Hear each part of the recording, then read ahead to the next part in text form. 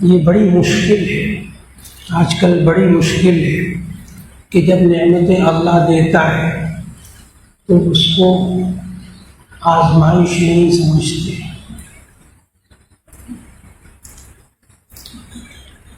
اللہ نے نعمتوں کو آزمائش بھی کہا۔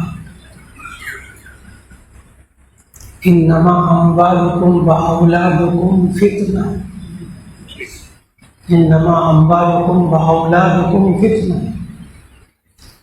تمہارے مال، تمہاری اولاد تمہارے لیے آزمائش ہے۔ نعمتیں دینا اس میں بھی اللہ کی آزمائش ہے۔ نمبر 2، نعمتیں کچھ دیر کے لیے واپس لیتا ہے اللہ، اس میں بھی آزمائش ہوتی ہے۔